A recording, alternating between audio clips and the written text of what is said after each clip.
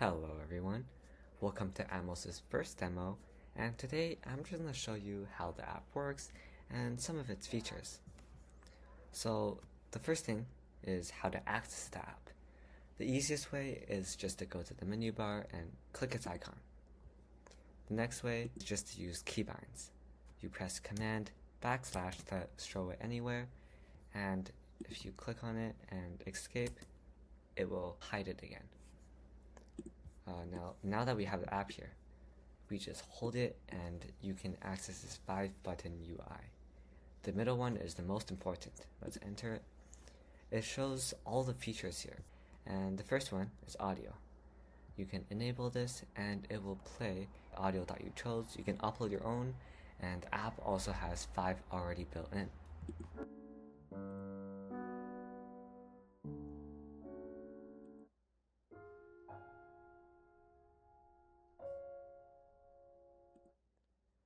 Next is the background. For the background, you can set it to anything. There's 5 built in, and you can upload your own.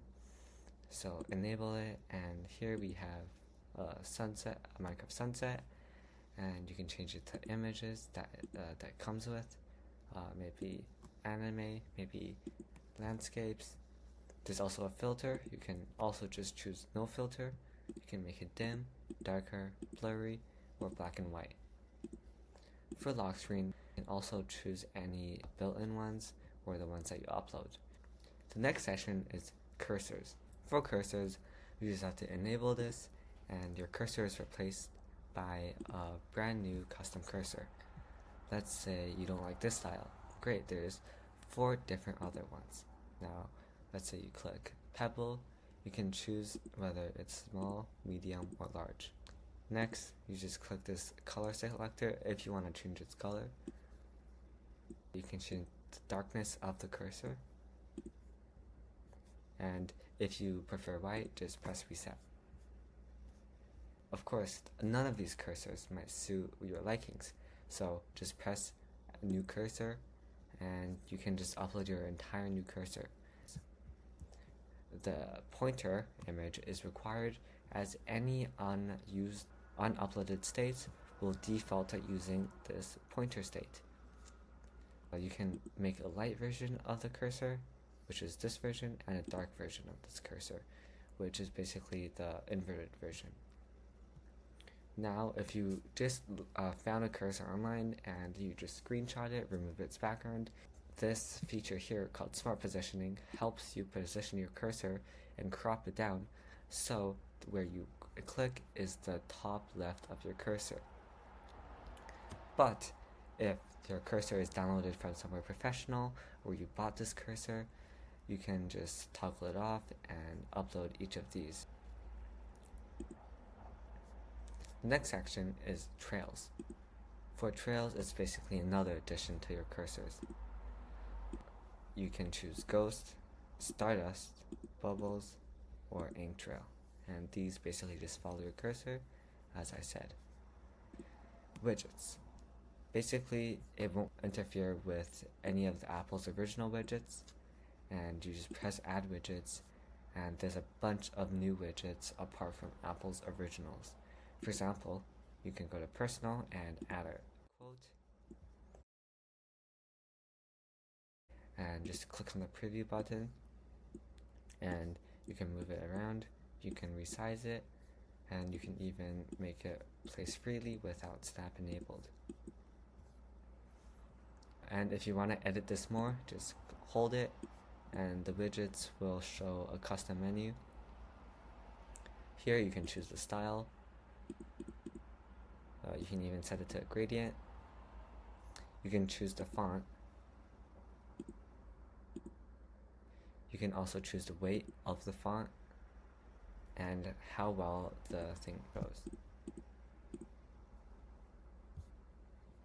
Now, you might not like this widget anymore and you just want to remove it. Well, perfect, because all you have to do is just click this X button and it's gone. The next feature this app has is settings. Now, settings is usually not a feature, but here you can customize the appearance of the entire app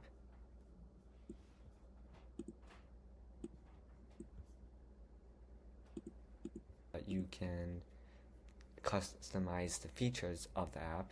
For example, for audio, you can choose smart looping. It's basically an internal loop of your song by using similar places of the song that you're using. You can choose how the image is used as the background, whether it's a fill fit or a fit fit.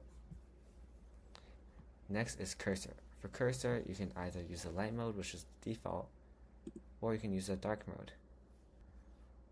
For cursor effects, you can also change the opacity of it if it gets too annoying.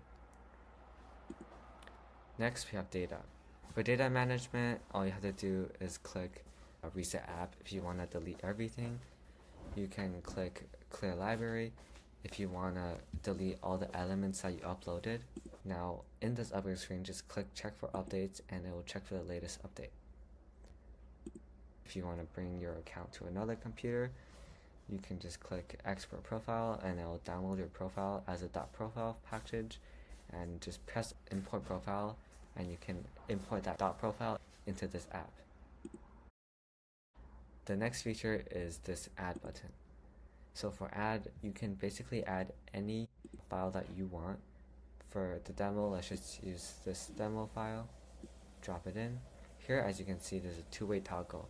For any video, you can either upload it as a audio file, an image file, or just a normal video file.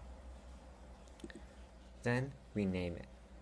Basically, you can name it anything, but it's better to name it something very concise, because to delete it, you have to retype the name. Now here, after you import it and download it, it just gets automatically applied. If you don't like it anymore, just hold down and you'll have this screen where you can change its name and delete. Now if this is a really complex name, just do Command A, Command C, and you can copy the name, and if you delete, you just type in the name or paste in the name. Yeah, that's basically it.